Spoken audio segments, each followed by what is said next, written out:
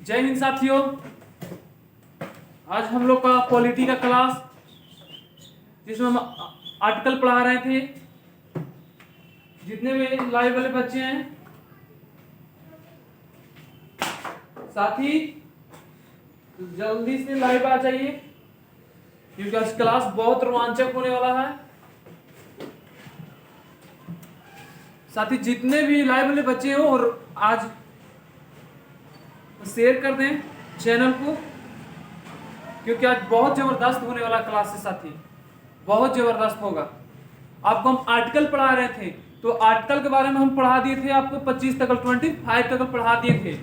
उसके बाद आज हम 25 से आगे चलेंगे, 26, 27 तक चलेंगे।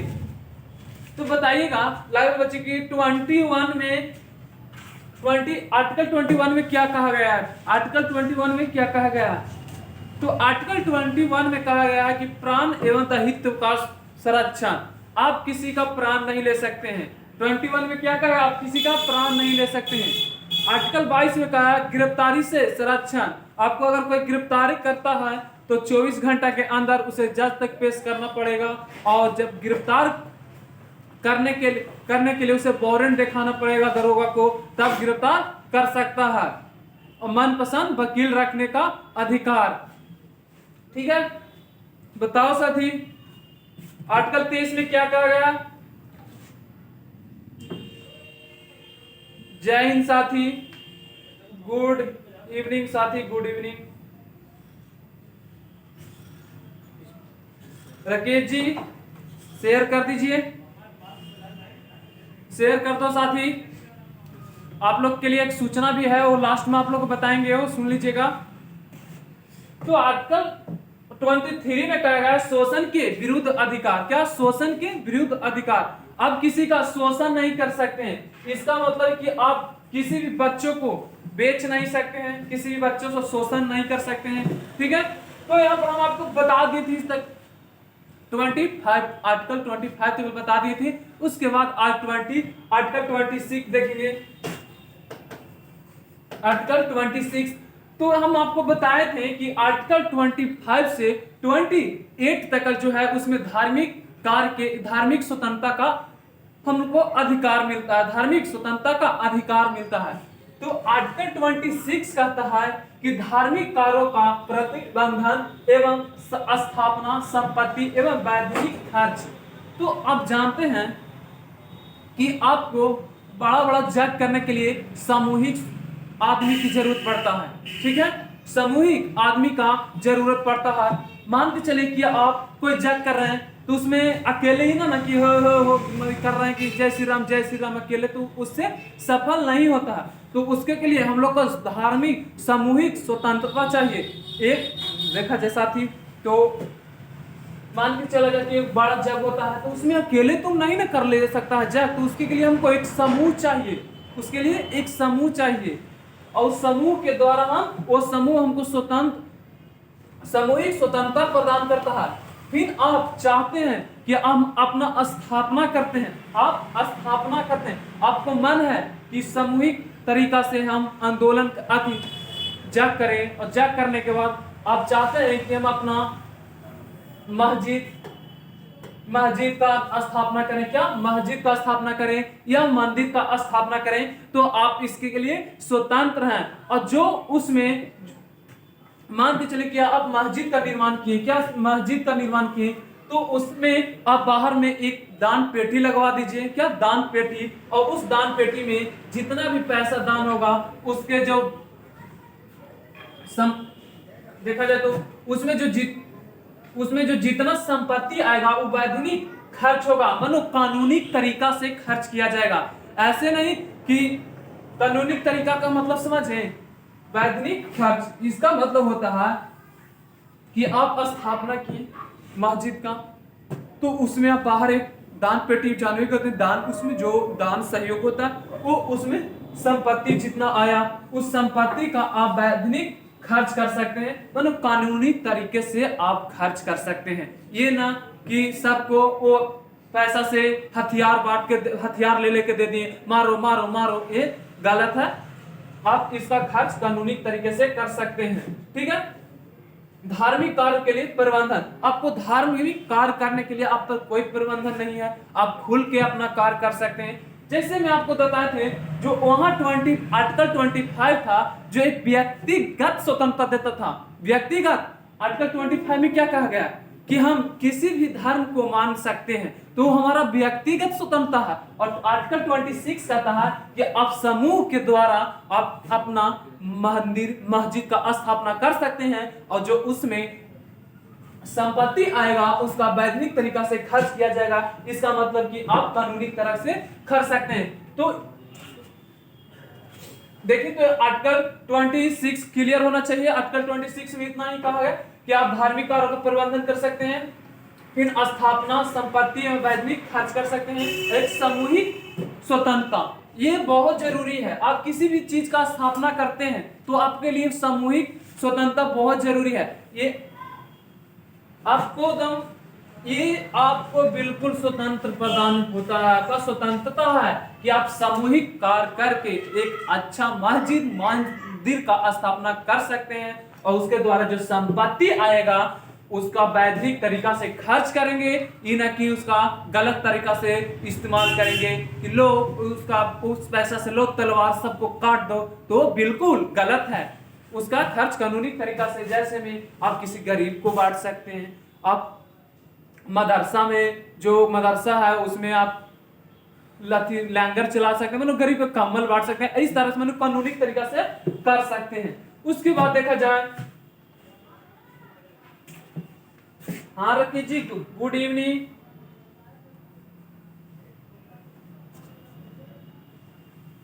रखी जी कह रहे हैं कि सर आपका क्लास,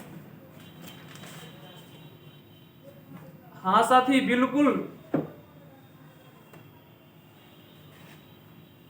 फिर देखिए, आर्टिकल 26 आपका क्लियर होना चाहिए। उसके बाद आर्टिकल 27 कहता है, आर्टिकल 27 यह कहता है कि जो हम धार्मिक कार्य, क्या धार्मिक कार्य के लिए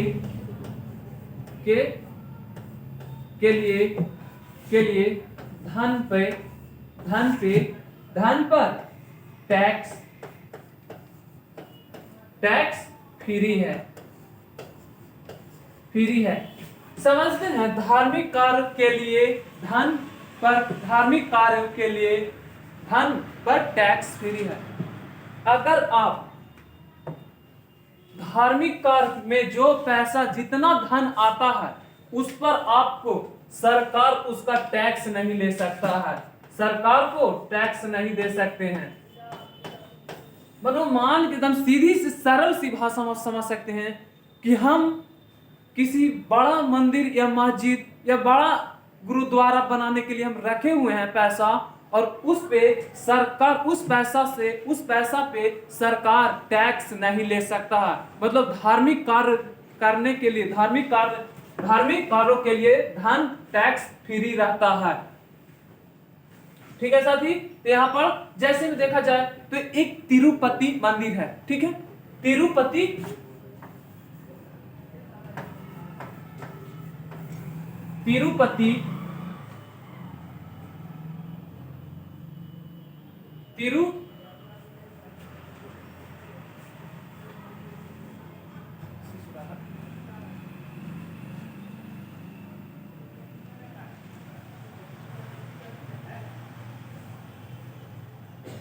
एक तिरुपति मंदिर है,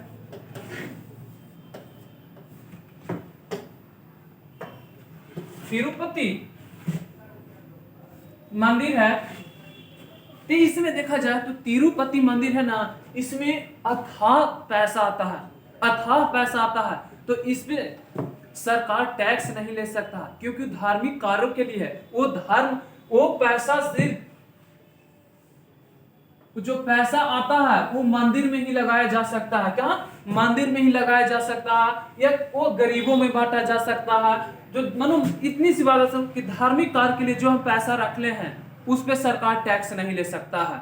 ये हमें स्वतंत्रता आर्टिकल 27 कहता है कि जो हम धार्मिक कार्य के लिए पैसा रख लें उस पर सरकार का अधिकार नहीं है कि वो टैक्स ले सकता है, टैक्स ले सकता है। बट सरकार आपको फी के रूप में, बट आप सरकार को यहां पर देखा जाए, बट सरकार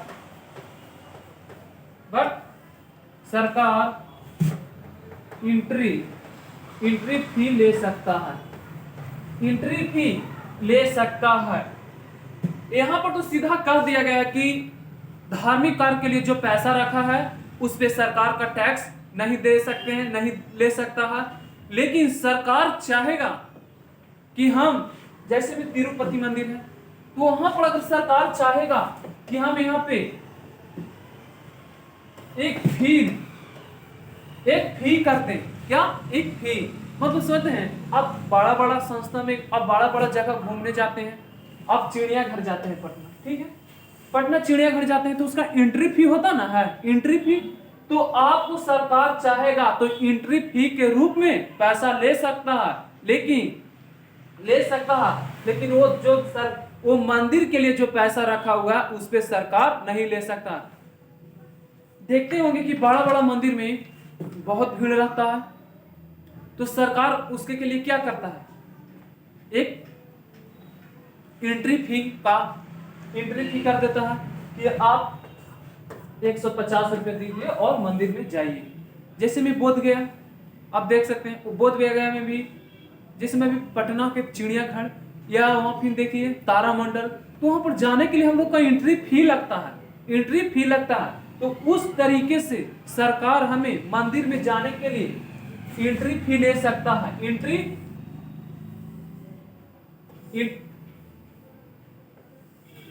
फी सरकार ले सकता है मंदिर में जाने के लिए, लेकिन वो टैक्स नहीं ले सकता है। टैक्स दाम बिल्कुल हम लोग का फ्री है, टैक्स दाम नहीं ले सकता।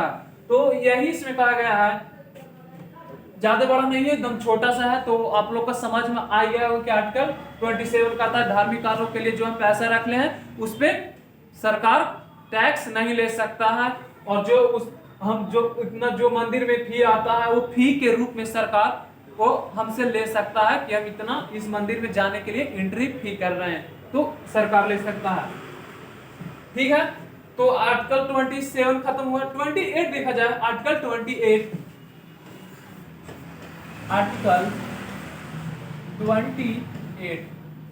ठीक है, आर्टिकल 28 कहा गया है, देखिए यहाँ पे सरकारी खर्च से चलने वाली संस्था,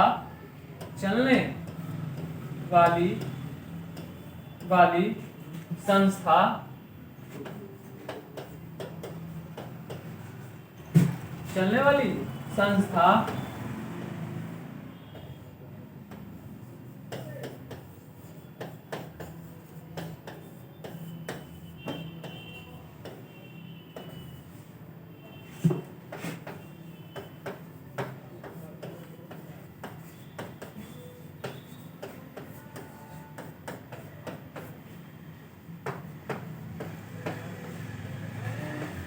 यहां पर देखा जाए तो आर्टिकल 28 कहता है कि सरकारी खर्च से चलने वाली संस्था में धार्मिक शिक्षा नहीं दिया जा सकता है, धार्मिक शिक्षा नहीं दिया जा सकता है।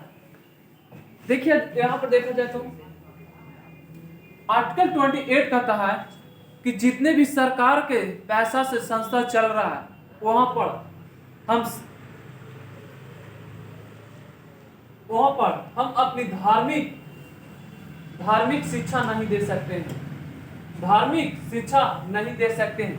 मान के चलिए कि हम अभी जाते हैं गया, अभी यहाँ पे सरकारी कॉलेज देखा जाए तो हम लोग का गया कॉलेज, तो गया कॉलेज है, तो यहाँ पर ये नहीं कि हम वहां जाते हैं तो हमको वहां का जो टीचर है वो कहेगा कि तुम ईसाई धर्म को अपनाओ, क्या ईसाई धर्म को अपनाओ या ईसाई धर्म के बारे में पढ़ो। हमें वो मनो प्रेशर नहीं दे सकता, ये शिक्षा नहीं, मनो सरकारी संस्थान में शिक्षा नहीं दिया जा सकता, धार्मिक शिक्षा नहीं दिया जा सकता। ये नहीं कि हम स्कूल में गए पढ़ने और वहाँ पढ़ाया जा रहा है कि बाबू रे आज हम लोग ईसाई धर्म के बारे में, ईसाई के बारे में पढ़ेंगे। पढ़ना ठीक है, लेकिन शिक्षा आप नहीं दे सकते हैं, शिक्षा नहीं दे सकते हैं। फिर वहां पर क्रिश्चियन के बारे में पढ़ाइएगा तो आप मनो किसी धर्म के बारे में आप नहीं शिक्षा दे सकते हैं। तो आर्टिकल 28 यही कहता है कि सरकारी खर्च से चलने वाली संस्था में धार्मिक शिक्षा नहीं दिया जा सकता है, धार्मिक शिक्षा नहीं दिया जा सकता। जितना भी सरकारी संस्था चलता है, सरकार के द्वारा चलता है, सरकार के फंड से चलता है, तो वहां पर धार्मिक शिक्षा नहीं दिया जा सकता है। अगर ऐसा होता है तो आप डायरेक्ट हाई कोर्ट में जा सकते हैं, डायरेक्ट हाई कोर्ट में जा सकते हैं कि यहाँ इस स्कूल में धार्मिक शिक्षा दिया जा रहा है, स्पेशल धार्मिक शिक्षा दिया जा रहा है जो हम लोग को बहुत प्रॉब्लम करता है। तो आर्टिकल 28 क्लियर होना चाहिए कि सरकारी खर्च से, जितना भी सरकारी खर्च से चल रहा है उस संस्था में धार्मिक शिक्षा नहीं दिया जाएगा, धार्मिक शिक्षा नहीं दिया जाएगा।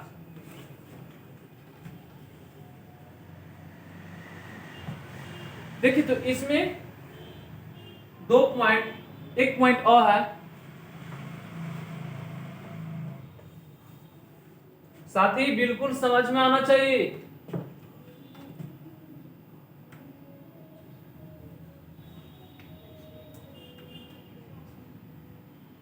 आवाज जा रहा है ना राकेश जी?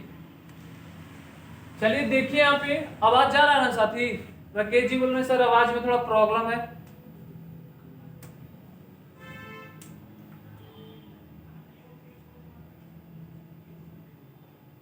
देखा जाए तो यहाँ पे आगे देखिए सबको आवाज ठीक है।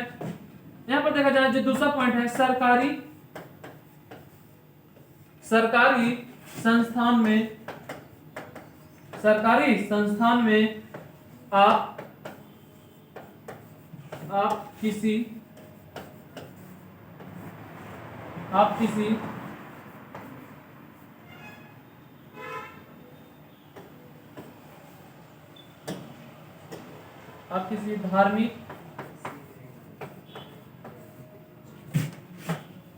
धार्मिक कार्य के लिए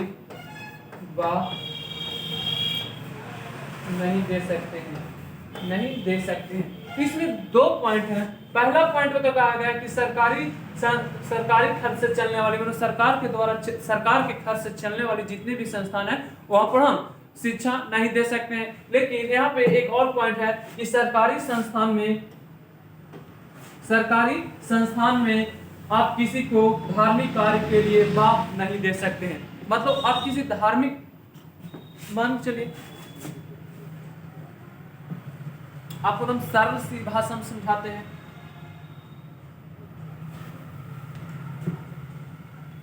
देखिए यहां पर ध्यान से, तो यहां पर देखा जाए, यहां पर कोतवाली थाना हो गया। कौन? कोतवाली थाना हो गया। तो कोतवाली थाना है जो एक सरकारी खर्च से चलता है, ठीक है। उसमें पुलिस, दरोगा, जितना भी सिपाही है उसे पेमेंट कौन? दरोगा करता है। कौन? दरोगा करता है।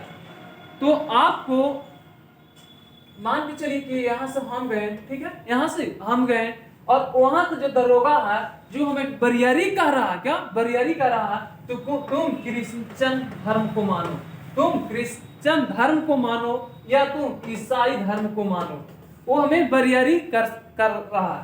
तो ये बिल्कुल गलत है, बिल्कुल गलत है। हमें पे प्रेशर नहीं दे सकता, हमें कोई दबाव नहीं दे सकता है कि तुम जहां सरकारी संस्थान है वहां ये कि तुम यही धर्म मानो, तुम यही धर्म मानो, तुम क्रिश्चियन मानो, तुम ईसाई धर्म मानो। ये आपको सरकारी संस्थान में मानो, आपको प्रेशर या आप पे एकदम जो कहा जाए दबाव नहीं दे सकता है। अगर आप पे कोई ऐसा करता है तो आप डायरेक्ट एक्शन ले सकते हैं कि आर्टिकल 28 में सीधा लिखा गया है कि सरकारी संस्थान में आप किसी को धार्मिक कार्य के लिए जबरदस्ती नहीं कर सकते हैं। उसका मन होगा तो वो धर्म मानेगा, वो धर्म को उस धर्म धर्म को मानेगा, लेकिन आप उसको बरियारी नहीं कर सकते हैं कि आप क्रिश्चियन को मानिए, ईसाई को मानिए, या ठीक है बौद्ध धर्म को मानिए, तो ये सब आप नहीं बरियारी कर सकते हैं, आप जबरदस्ती नहीं कर सकते हैं। ठीक है, तो यहाँ पे आर्टिकल 28 आप लोग का क्लियर होना चाहिए। बताइए कमेंट में साथी। साथ ही यहाँ पे इसमें कुछ समझने वाली बात नहीं है, इसके बाद जो हम बताएंगे वो समझने वाली बात है। यहाँ पर आप सीधी पॉइंट से आप जान सकते हैं कि जहाँ सरकारी खर्च से चलने वाली संस्था है, कहाँ सरकारी, वहां पर धार्मिक शिक्षा नहीं दिया जा सकता है। एकदम सीधा सी पॉइंट है कि धार्मिक शिक्षा नहीं दिया जा सकता है। और जहाँ फिर सरकारी संस्थान में आपको कोई जबरदस्ती नहीं कर सकता है कि आप इसी धर्म को मानिए, आप इसी धर्म को मानिए।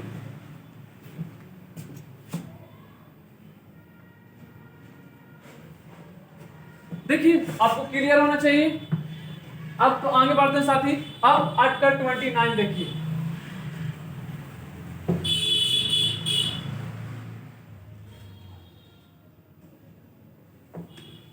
आर्टिकल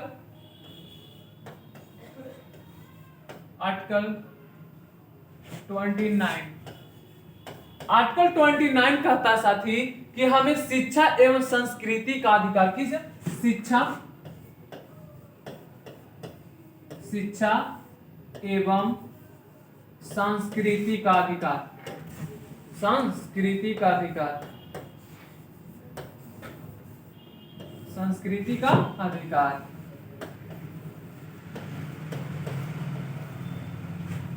तो देखा जाए जो आर्टिकल 29 है, जो शिक्षा एवं संस्कृति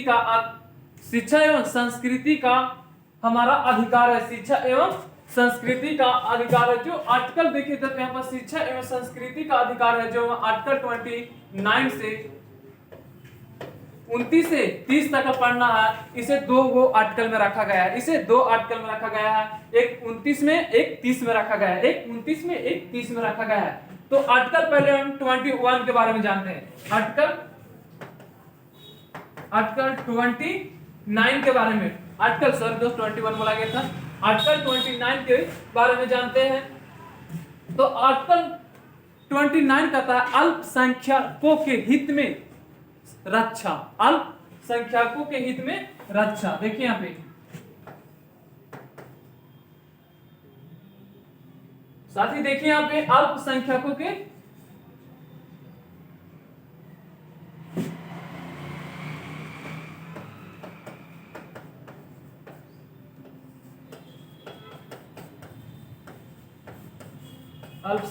हित में रक्षा।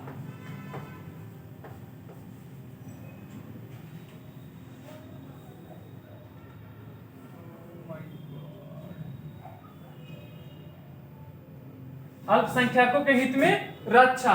तो इसमें देखा जाए जो पॉइंट है संस्कृति, लिपि, भाषा, धर्म,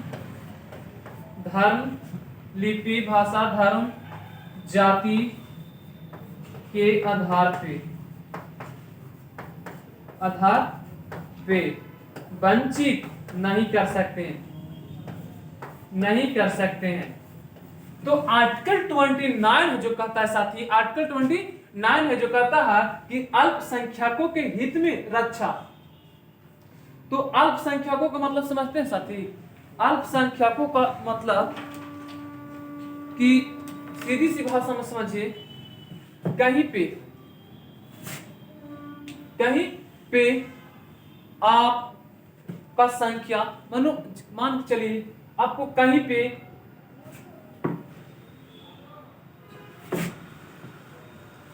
देखिए यहाँ पे एक कमेंट कर रहा है साथी, बोल रहा है कि सर आपका क्लास हमें रोज नहीं दिखता है, अब क्या करें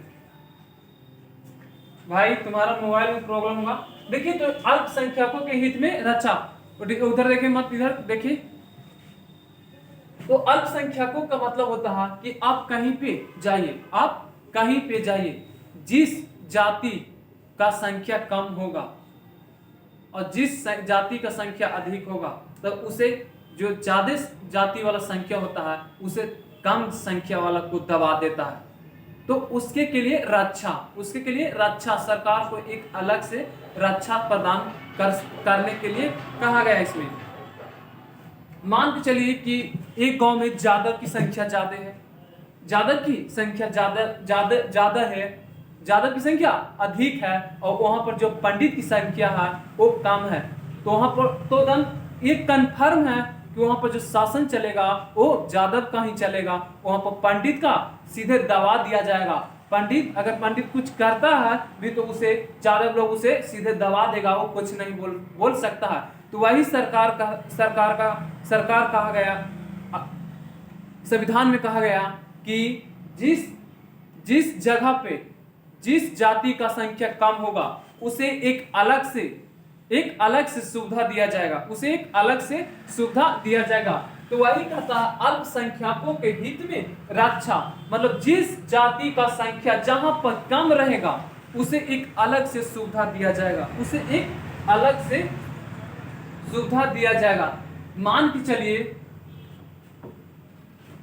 यहां पर देखिए, फिर आप किसी को लिपि के आधार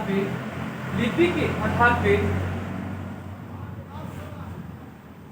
अल्पसंख्यकों के हित का रक्षा आप लिपि के आधार पे या भाषा के आधार पे या धर्म के आधार पे एवं जाति के आधार पे आप उसे वंचित नहीं कर सकते हैं। मान के चलिए कि मेरा धर्म क्रिश्चियन है, तो आप हमें वहां रहने से वंचित नहीं कर सकते हैं।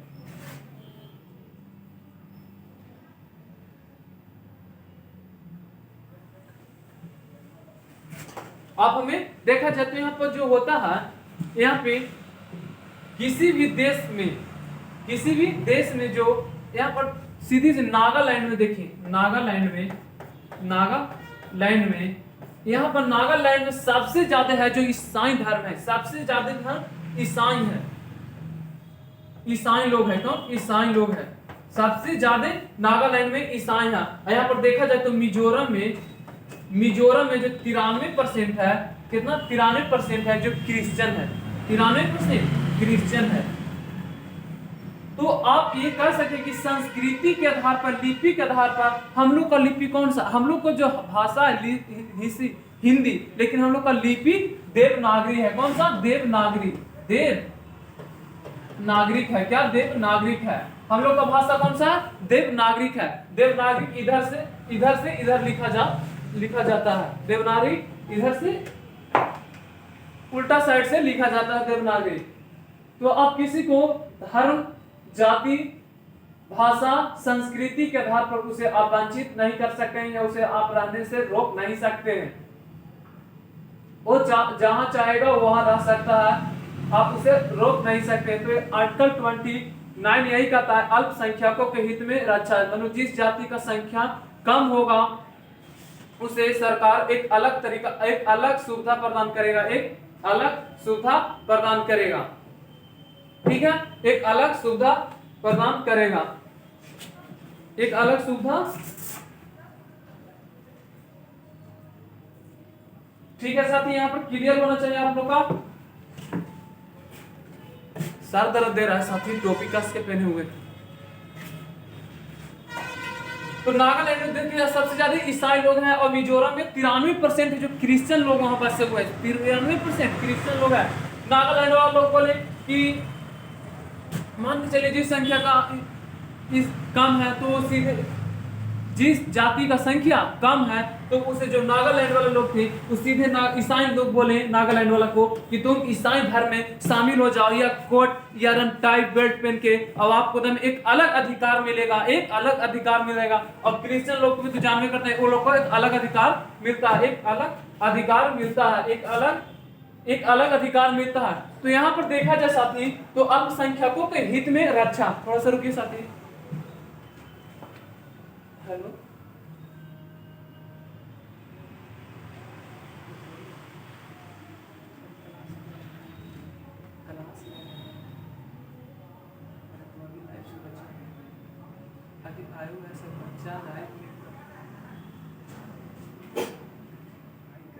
करेंगे ना। भाई बंद करो तो थोड़ा लाइट। साथ ही थोड़ा सा टेक्निकल प्रॉब्लम आ गया तो उसकी वजह से रुक गए थे। तो यहाँ पर देखा जाए तो संस्कृति, लिपि, भाषा, धर्म, जाति के आधार पर आप वंचित नहीं कर सकते हैं। ठीक है, उसके बाद देखिए आर्टिकल 30 देखिए, क्लियर होना चाहिए साथी आप लोग का, बिल्कुल। देखिए आर्टिकल 30 कहता है, आर्टिकल 30 साथी थोड़ा सा रुक गया था वीडियो कुछ प्रॉब्लम से। हाँ देखिए अजीत जी थोड़ा सा वीडियो रुक गया था। अल्पसंख्यकों अल्पसंख्या अपनी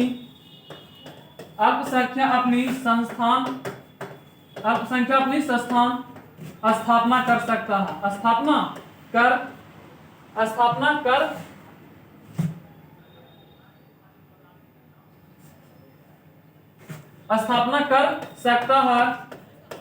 सकता है या खोल सकता है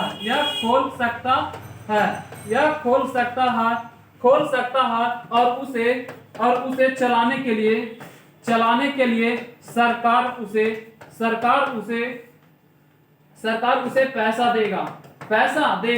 तो यहाँ पर देखा जो आर्टिकल जो हम लोग देखे, आर्टिकल जो 29 था जो अल्पसंख्यकों के हित में रक्षा प्रदान कर रहा था कि जिस जाति का संख्या कम होगा उसे एक अलग से सुविधा दिया जाएगा। लेकिन यहाँ पर जो आप देखिए भाषा के आधार पर, धर्म के साथ पर, तो यहाँ पर मान के चले कि हम ईसाई लोग, यह सबसे बड़े देखिए यहाँ पर पॉइंट आपको जो हम बताए थे आप लोगों को, धर्म के आधार पर, क्या धर्म के आधार पर मान के चले कि हमारा धर्म क्या देव नागरिक है, क्या हमारा धर्म क्या है, दिगंबर है, दिगंबर और स्वतंबर के बारे में आपको हम पिछला बार बताए थे जब हम महावीर जैन धर्म के बारे में पढ़ा रहे थे कि दिगंबर थे जो नव वस्त्र पहनने वाला थे और जो श्वेतांबर थे जो श्वेत वस्त्र पहनते थे। तो जो दिगंबर लोग तो उसका मान के चलिए धर्म क्या है, दिगंबर। तो वो किसी संस्थान में आया, क्या अल्पसंख्यक, वो एक संस्थान मान के चले कि मेरे एक संस्थान है, तो यहाँ पर वो आया पढ़ने के लिए, क्या पढ़ने के लिए आया। तो उसे हम रोक तो नहीं सकते हैं क्योंकि उसका अधिकार है कि वो जिस भाषा में चाहे वो जहां चाहे वो शिक्षा ले सकता है, लेकिन आप रोक नहीं सकते हैं। तो मान के चलिए इस क्लास में एक कौन दिगंबर लोग आ गया, तो दिगंबर लोग तो बिना कपड़ा का रहता है, तो यहाँ आएगा तो सब उसी को देखने लगा, अरे देख रहे बिना कपड़ा का आया है। देखे हैं कॉलेज वॉलेज में रोज एक लड़की सूट पहन के जाती है और कहीं चल गई साड़ी पहन के, तो सब उसी को देखते रहता है कि देखना आज लोग साड़ी पहन के आई है, देखो ना, सब उसी को मतलब घूरता रहता है। और यहाँ आ गया मान के चलते नागरिक लोग और बिना कपड़ा का रहेगा बैठा, तो लेकिन देगा ऐसे, देखो ना पीछे, देखो ना, तो बवाले हो जाएगा। तो लेकिन उसे फिर हम लोग क्या करेंगे, सुविधा उसके लिए एक अलग सी व्यवस्था करेंगे। ये नहीं कि उसे भगा नहीं सकते, उसे एंट्री नहीं, उसे शिक्षा नहीं, लेकिन उसे एक अलग व्यवस्था करेंगे। एक कोना में उसे झोपड़ी टाइप पे बनाएंगे, उसमें कहेंगे तुम चुपचाप बैठो, वहां से तुम देखो, तो उसे एक अलग सुविधा करेंगे, फिर देखा जाए जो 30 कहता है अल्पसंख्या अपनी संस्थान खोल सकता है और उसे चलाने के लिए सरकार उसे पैसा दे सकता है।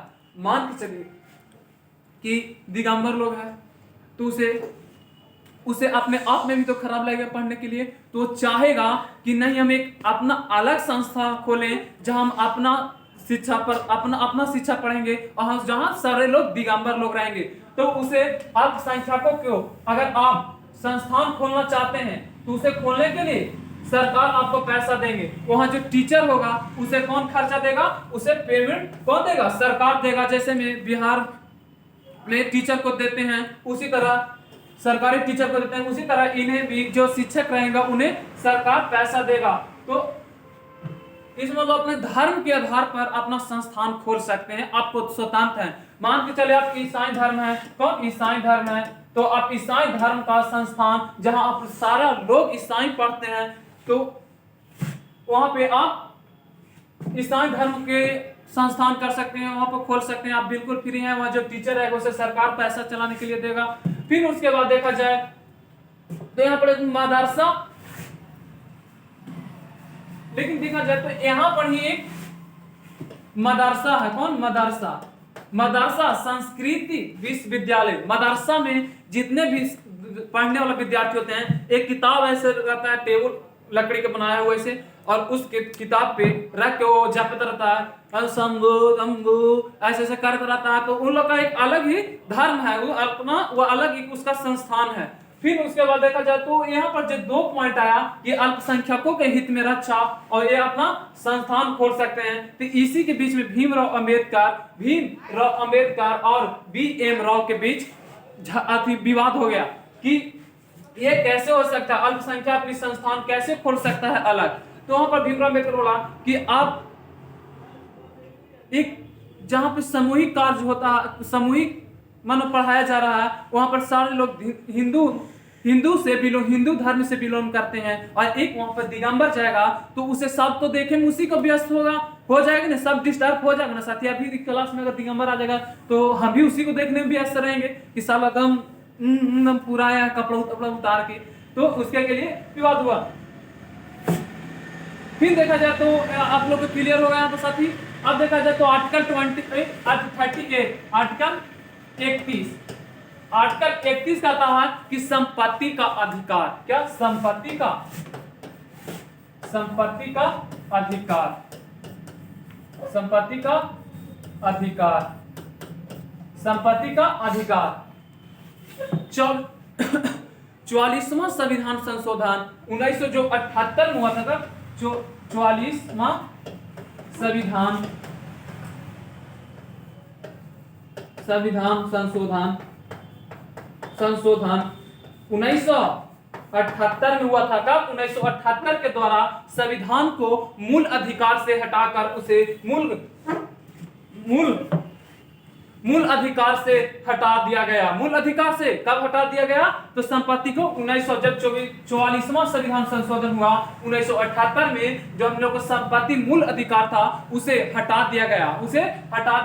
यहाँ पर क्वेश्चन बनता है साथी कि जो संपत्ति हम लोग का जो मूल अधिकार था उसे कब हटाया गया? तो 44वां संविधान संशोधन 1978 में हुआ था। 1978 में हुआ था, जिसे में मूल अधिकार के वर्ग से हटा दिया गया।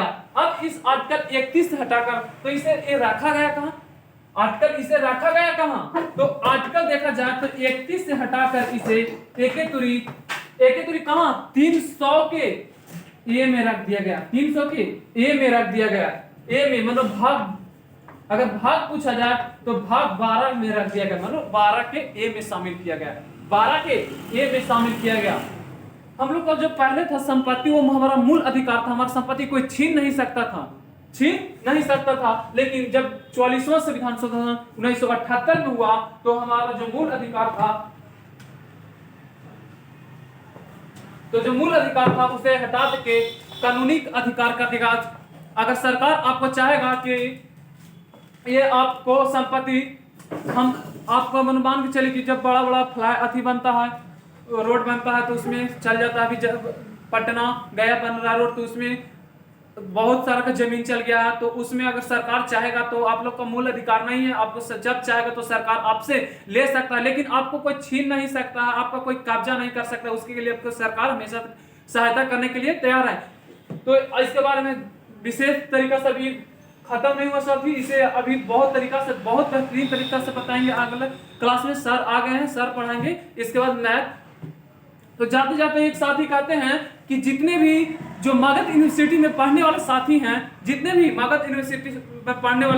वो 20 तारीख को गांधी मैदान से टावर चौक तक एक बहुत बड़ा आंदोलन होने जा रहा है। उसमें हम लोग भाग लेंगे और उस भाग में लेकर हम अपना मगध यूनिवर्सिटी को सुधारेंगे। मगध यूनिवर्सिटी हम लोग को इतना घटिया चल रहा है साथी कि 3 साल के कोर्स 5 वर्ष ये योजना बना दिया है, 5 वर्ष में नहीं दे रहा। तो इसके लिए एक पैदल मोर्चा यात्रा है। पैदल मोर्चा यात्रा 20 तारीख को ही ना सर? 21 तारीख को है। 21 जनवरी को गांधी मैदान से टाइम 10:30 बजे है, टाइम 10 बजे है। 10:30 में आप गांधी मैदान में सभी विद्यार्थी जितने भी मगध यूनिवर्सिटी में पढ़ने वाला है वो सभी आए और एक भारी मात्रा में पैदल यात्रा का दम। कॉन्टेक्ट नंबर दे दीजिए, किसी को प्रॉब्लम अगर किसी को प्रॉब्लम हो तो इस नंबर पर कांटेक्ट कर सकते हैं।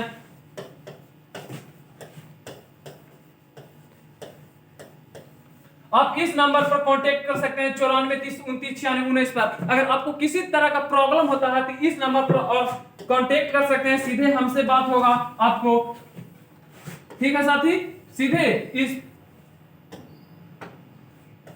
यहाँ पर इस नंबर पर कांटेक्ट होगा। यहाँ पर 94 है साथी, 9430299619।